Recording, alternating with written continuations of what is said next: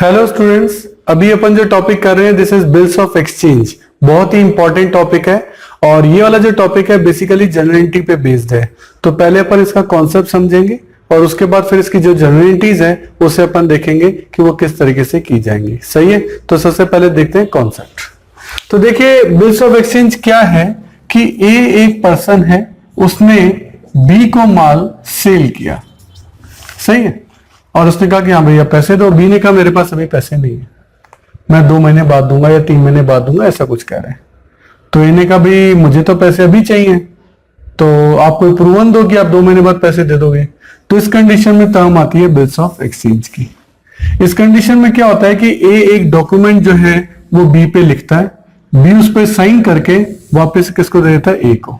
यानी ये डॉक्यूमेंट पहले किसके पास गया, बी के पास, और अभी तक साइन नहीं हुए थे। और बी ने जब इस पर साइन करके दे दिए कि हाँ भाई साइन कर दिए मैंने तो इसके ऊपर, तो फिर ये बन गया बिल रिसीवेबल ए के लिए और बिल पेएबल बी के लिए।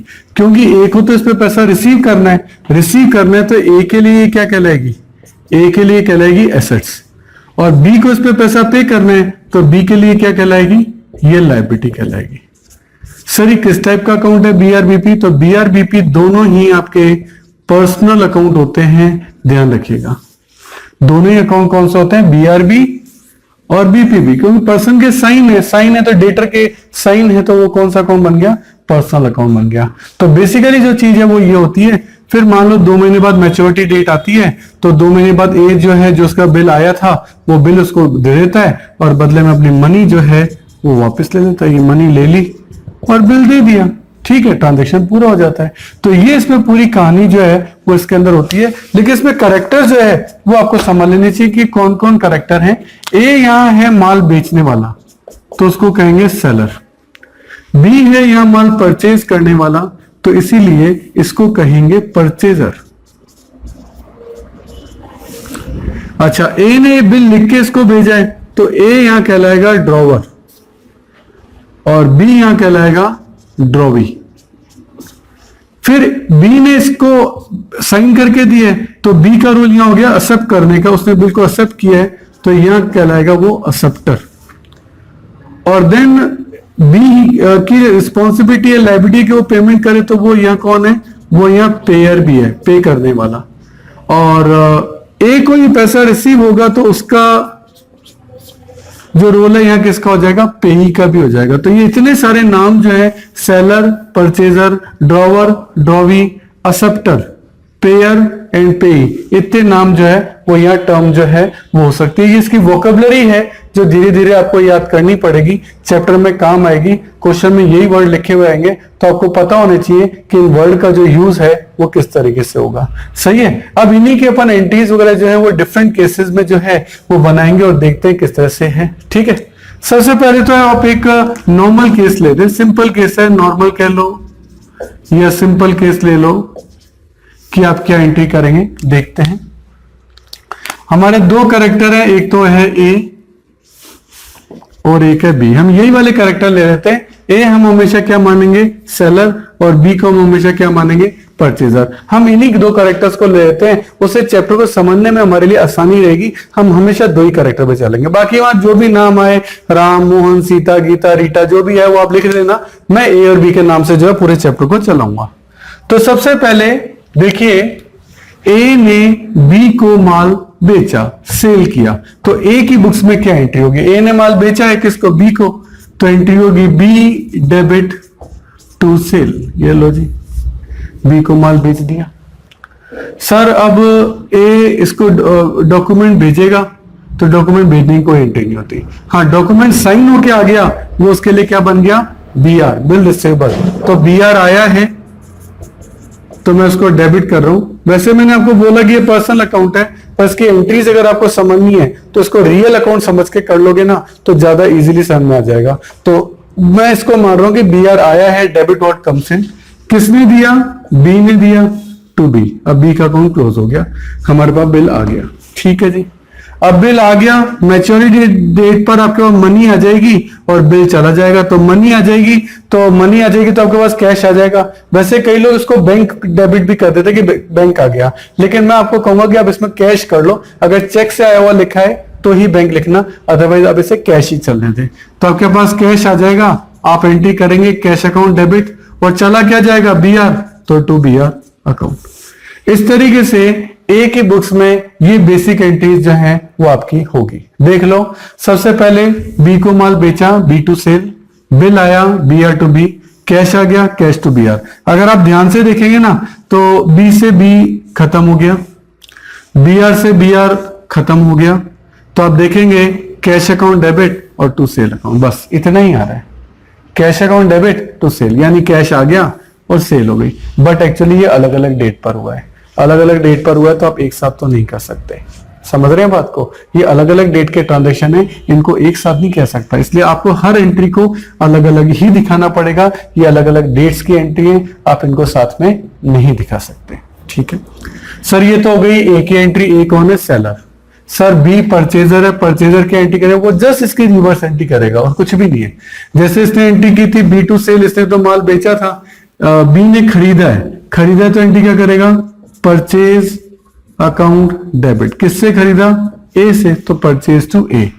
फिर इसने ए को बीपी दिया, तो डेबिट द रिसीवर, ए को डेबिट करो, ए डेबिट, क्या दिया? BP to BP.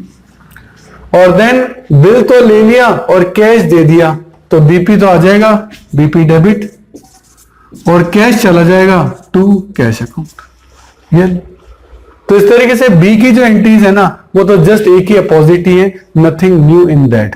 बाकी ए की एंट्रीज आप अच्छे से समझे, B to sale, BR to B and cash account debit to BR। ये बेसिक एंट्रीज हैं हर क्वेश्चन में, फर्स्ट क्वेश्चन से लेकर लास्ट क्वेश्चन तक ये सारी एंट्रीज जो हैं वो इसी तरीके से चलेंगी। सही है। एक इसमें आपका आएगा डेट का चक्कर कि यहाँ पे डेट्स क्या हैं, वो किस तरह से हैंडल होगी, उनको देखते हैं। देखिए डेट के कॉन्सेप्ट में दो कॉन्सेप्ट हैं, एक तो है बिल आफ्टर डेट और एक होता है बिल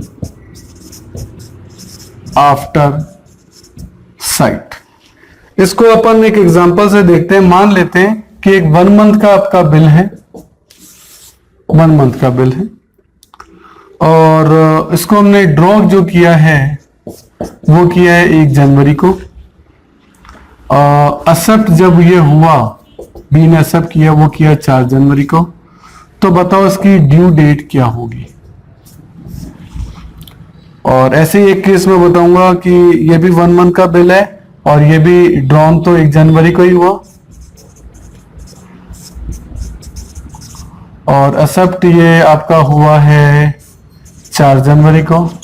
तो बताइए इसकी ड्यू डेट क्या होगी।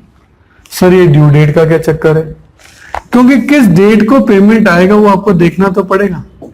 देखो ड्यू डेट जो है वो बेसिकली 2 तरीके से आपको दे रखी होती है, एक होती है मंथ्स के बेसिस पर और एक होती है डेज के बेसिस पर।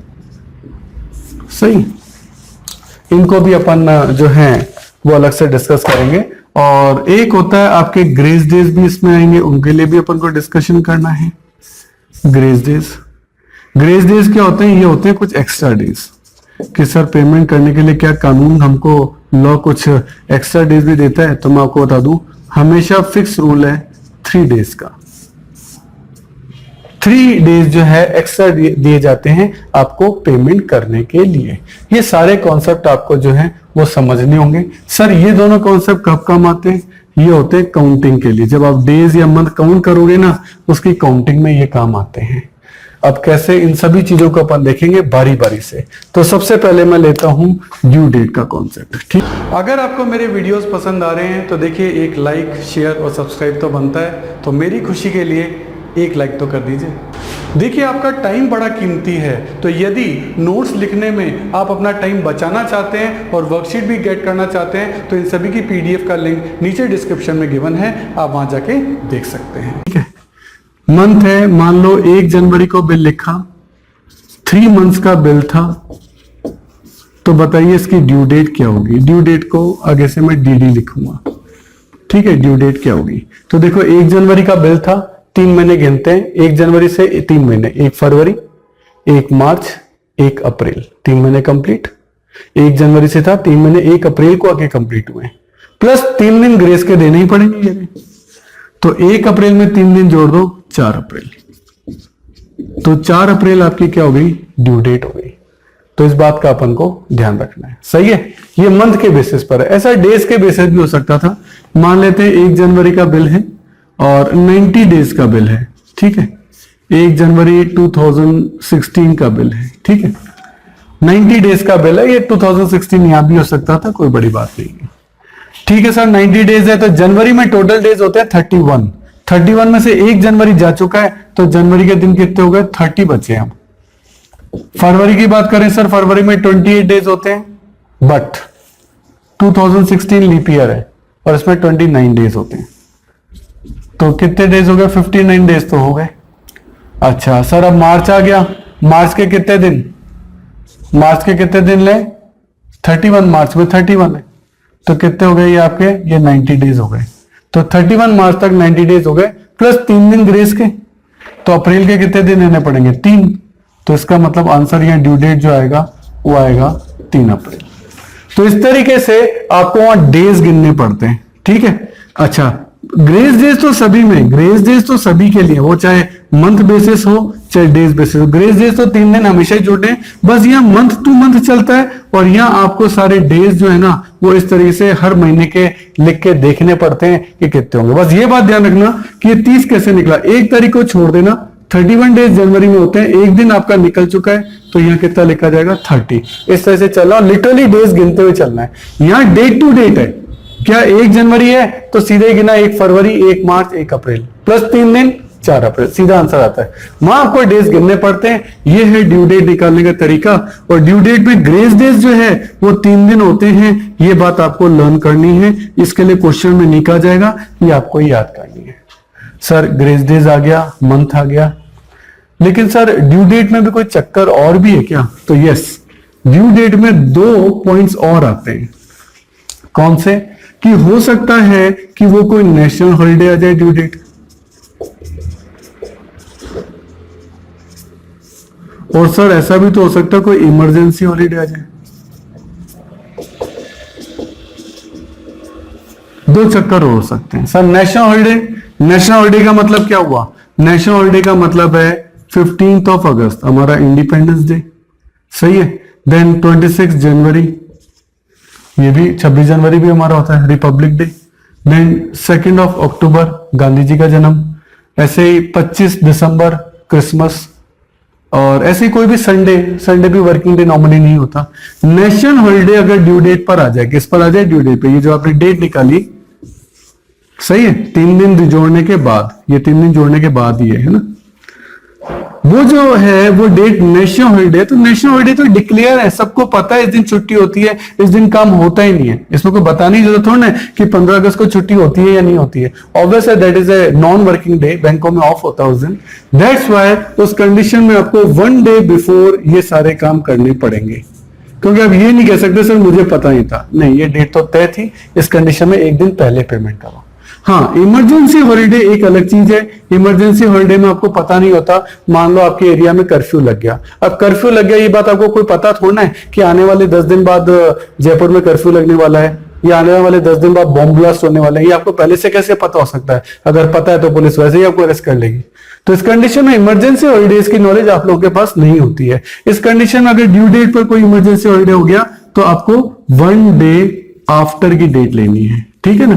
यहाँ 1 डे बिफोर और यहाँ 1 डे आफ्टर। इमरजेंसी हॉलिडे का नॉलेज हमें होता नहीं है, इसलिए उसके अगले दिन। अब अगले दिन मान लो भाई कर्फ्यू 4 दिन चल गया, तो ऑब्वियसली 4 दिन बाद, ये नहीं कि 1 दिन बाद ही होगा। कर्फ्यू में कैसे जाओगे? कर्फ्यू में बाहर आ जाओगे? नहीं जी, मुझे तो बिल का पेमेंट करना है, पुलिस तो अरेस्ट कर लेगी। तो ऐसा नहीं है कि नेक्स्ट वर्किंग डे, हम ये मान लेते हैं। और वैसे भी बुक्स में आपको केवल क्वेश्चन यही पूछा जाएगा कि यहाँ पे नेशनल हॉलिडे है तो 1 दिन पहले, और इमरजेंसी हॉलिडे है तो 1 दिन बाद। तो ये भी आपको ड्यू डेट के रिस्पेक्ट में याद रखना है। तो देखो, ड्यू डेट के रिस्पेक्ट में month, days, grace days, national holiday और इमरजेंसी हॉलिडे, इतने कॉन्सेप्ट आपको ड्यू डेट के रिस्पेक्ट में ध्यान रखने होते हैं, सही है। तो ये आपके न्यूमेरिकल में काम आएंगे, इसका ध्यान रखना है। प्लस डेट के चक्कर में दो चक्कर और हैं काउंटिंग के, इनको देखने की जरूरत है।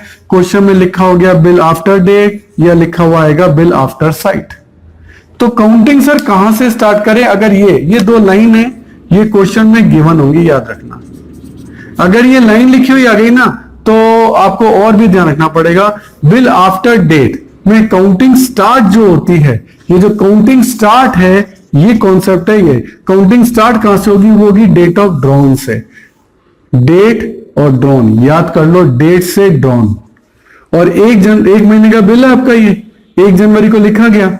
1 जनवरी से 1 महीना हो गया 1 फरवरी प्लस 3 दिन ग्रेस के, कितना हो गया? 4 फरवरी। तो यहां ड्यू डेट आएगी आपकी 4 फरवरी। सर अगर बिल आफ्टर साइट हो, साइट का मतलब जब उसने देखा, तो उसने तो सब 4 जनवरी को किया था।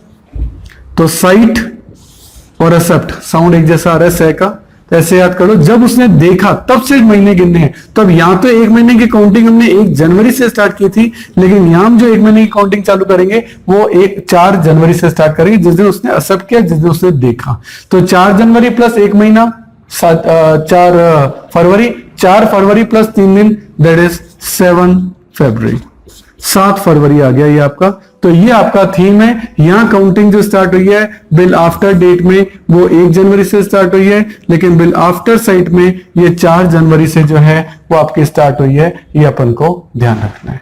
सही है। अब आगे अपन एंट्रीज का आगे देखेंगे। ओके, देखिए स्टूडेंट, जितने भी वीडियो हमने बनाए हैं उनके जितने भी क्वेश्चन मैं वीडियोस में करा रहा हूं, उनका लिंक आपको डिस्क्रिप्शन में दे रखा है। आप वहां से उस लिंक को डाउनलोड कर सकते हैं, उसका प्रिंट आउट निकाल सकते हैं। उसके बाद वो क्वेश्चन पेपर आप अपने सामने रखिए और देन आप वीडियो देखिए। उससे आपको फायदा ये होगा कि क्वेश्चन आपके सामने रहेगा। तो ये चीज़ जरूर से कर लेनी है। और मैं आपको एक बार स्पेशल बताना चाहता हूँ कि ये जो वीडियो है ये तो ट्रेलर है। अगर आपको हमारे सारे वीडियो देखने हैं तो आपको हमारी मोबाइल ऐप सब्सक्राइब करना चाहिए। उसका नाम है अनुराग क्लासेस, और इसमें आपको हमारे सारे वीडियो देखने को मिलेंगे। क्यों, देखो यूट्यूब तो ट्रेलर है, यहाँ सारे वीडियो नहीं होते। अगर आपको सारे वीडियो देखने हैं तो आपको हमारी मोबाइल ऐप सब्सक्राइब करनी पड़ेगी। उसमें आपको सारे वीडियोज़ मिलेंगे, उसमें आपको नोट्स मिलेंगे, प्रिंटेड नोट्स भी होंगे, हैंड रिटन नोट्स भी होंगे। मतलब आप हर तरीके के नोट्स वहाँ ले सकते हो। उसमें भी उसकी जो मेंबरशिप है वो प्रीमियम भी है और स्टैंडर्ड भी है, जो भी आप लेना चाहें। और आपको वहाँ अदर बुक्स के इंपॉर्टेंट पिक्स, अच्छे डायग्राम, अच्छे क्वेश्चन, अच्छे पैराग्राफ, वो भी आपको जो है इस ऐप के अंदर मिलेंगे। और इसके अलावा बहुत ही important point, MCQ test. MCQ test का पैनल है जिसमें आप जितने भी टेस्ट वहाँ देंगे उसमें ऑप्शंस होंगे ABCD, उसमें ट्रू एंड फॉल्स के क्वेश्चन होंगे, उसमें फिल इन द ब्लैंक्स के क्वेश्चन होंगे। आपने 40 क्वेश्चन का टेस्ट दिया, जैसे ही सबमिट किया विदिन 5 सेकेंड्स आपका रिजल्ट आपके सामने है।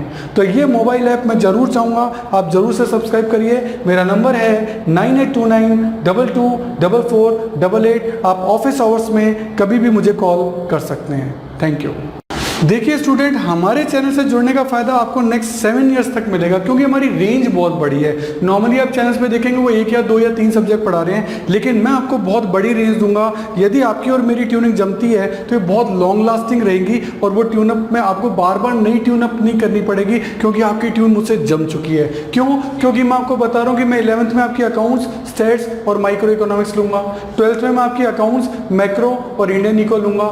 BCom के अंदर मैं आपकी corporate accounting, advance accounting, costing, financial management, budgeting, income tax etcetera, जो भी आपके जिस भी नाम से ग्रेजुएशन के अंदर ये कोर्स होंगे, इन सब के वीडियो हमने ऑलरेडी बना रखे हैं। मोबाइल ऐप आपकी बना रखी है, तो आपको बहुत सारी फैसिलिटीज हम देने जा रहे हैं। इसके अलावा CA, CS और CMA के फाउंडेशन और इंटर कोर्सेज में जितने भी प्रैक्टिकल हैं या इकोनॉमिक्स से रिलेटेड टॉपिक हैं, उन सब के वीडियो आपके तैयार मिलेंगे। पूरा स्टडी मटेरियल, पूरा नोट, सब चीज़ A to Z आपको रेडी मिलेगी। और इसके अलावा मास्टर्स अगर आप कर रहे हैं उसमें भी QT है या मैनेजरियल इकोनॉमिक्स है, डायरेक्ट टैक्स है। QT का मतलब क्वांटिटेटिव टेक्निक्स, डायरेक्ट टैक्स है, इनडायरेक्ट टैक्स है, एडवांस टैक्स है, यानी पूरी कंप्लीट प्रैक्टिकल जितने भी न्यूमेरिकल सब्जेक्ट होते हैं सब आपको हमारे चैनल पे और हमारे मोबाइल ऐप पे मिलेंगे, जो कि आपको नॉर्मली बाकी चैनल्स पे नहीं मिलते हैं। हर साल आपको नए चैनल पे शिफ्ट होना पड़ता है, और यहाँ आपको एक ही चैनल पे कंप्लीट सॉल्यूशन मिलेगा।